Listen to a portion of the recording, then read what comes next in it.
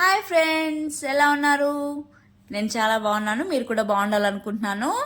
Welcome to my channel. నేను మీ శ్రావణి. ఇవాళైతే నేను పుదీనాతో మింట్ అని కూడా అంటారండి దీన్ని, రైస్ ఎలా ప్రిపేర్ చేసుకోవాలో చూపించబోతున్నాను. ఇలా చేసి పెట్టారనుకోండి, ఖచ్చితంగా లంచ్ బాక్స్లన్నీ ఖాళీ అయిపోయి వచ్చేస్తాయి. అంత టేస్టీగా ఉంటుంది. లంచ్ బాక్సులకైతే బెస్ట్ రెసిపీ అని చెప్పొచ్చు. ప్రాసెస్ కూడా ఈజీ, అలానే టేస్టీగా కూడా ఉంటుంది. అంటే పుదీనా కొంతమందికి ఇష్టం ఉండదు కదండి, కొద్దిగా ఒగరుగా అలా ఉంటుందని. ఇలా ట్రై చేయండి ఖచ్చితంగా. బాక్స్లో అయితే ఖాళీ అయిపోయి వస్తాయి. లేట్ చేయకుండా ప్రాసెస్లోకి వెళ్ళిపోదాం. ముందుగా స్పైసీకి తగ్గట్టు చిల్లీ, అలానే పుదీనా, టమోటో వేసుకొని కొద్దిగా సాల్ట్ వేసుకొని మంచిగా మెత్తగా ఇలాగా పేస్ట్ లాగా చేసుకోవాలి. స్మూత్గా ఉండాలి. తర్వాత స్టవ్ మీద పాన్ పెట్టుకొని ఆయిల్ వేసుకోవాలి. దీనికి కొద్దిగా ఆయిల్ ఎక్కువే ఉంటే బాగుంటుంది. తర్వాత ఆయిల్ హీట్ ఎక్కిన తర్వాత ఆవాలు, జీలకర్ర, అలానే కొద్దిగా ఉద్దిపప్పు, అలానే శనగపప్పు వేసుకోవాలి.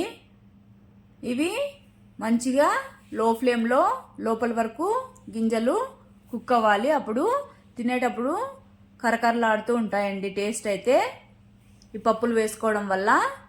తర్వాత కరివేపాకు, అలానే ఆనియన్స్ వేసుకొని మంచిగా బ్రౌన్ కలర్ వచ్చేంత వరకు కుక్ చేసుకోవాలి.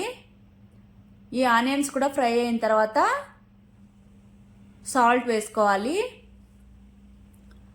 అలానే మనం మిక్సీ పట్టుకున్నాం కదా, ఆ పేస్ట్ని కూడా వేసేసుకొని ఇదైతే బాగా ఫ్రై చేసేసుకోవాలి. ఈ పుదీనాలోని పచ్చివాసన, పసరు అదంతా పోవాలండి బాగా. తర్వాత పసుపు వేసుకొని లో టు మీడియం ఫ్లేమ్లోకి మటన్ అడ్జస్ట్ చేసుకుంటూ మంచిగా ముద్దలాగా అయిపోవాలండి. దగ్గరకు వచ్చేయాలి, ఇంత లిక్విడ్గా కాకుండా అలా ఫ్రై అయిపోవాలి. అప్పుడే టేస్ట్ అనేది చాలా బాగుంటుంది. చూడండి, ఇక్కడ బాగా ఫ్రై అయిపోయింది. ఆయిల్ కూడా పైకి తేలింది కదా. ఇలాగా నూనె పైకి వచ్చిందంటే ఆటోమేటిక్గా బాగా ఫ్రై అయిపోయినట్టే.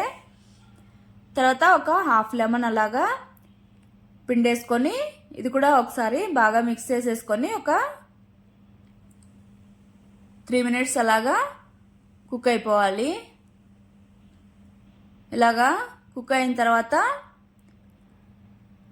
లాస్ట్లో నెయ్యి యాడ్ చేసుకోవాలండి.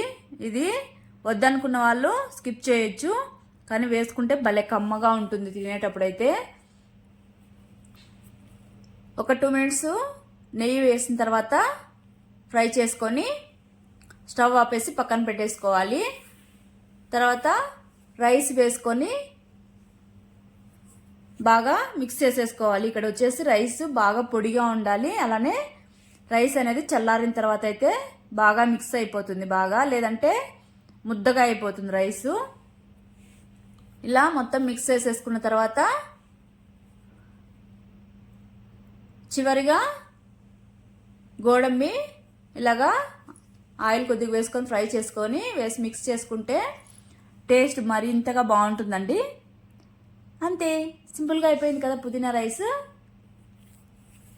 తప్పకుండా అయితే ట్రై చేయండి, బాగా ఇష్టపడతారు ఈ రైస్ అయితే. అలానే మార్నింగ్ హరీబరీగా చేసేటప్పుడు కష్టం అవుతుంది కదా, ఇది సింపుల్గా అయిపోతుంది కూడా లంచ్ బాక్సులకి అయితే. తప్పకుండా ట్రై చేసి మీకు ఎలా వచ్చిందో కామెంట్ చేయండి తప్పకుండా అయితే. ఇంకేంటి, నచ్చినట్టయితే సబ్స్క్రైబ్ చేసుకోండి. ప్లీజ్ సపోర్ట్ చేయండి. Thank you for watching. Bye, take care.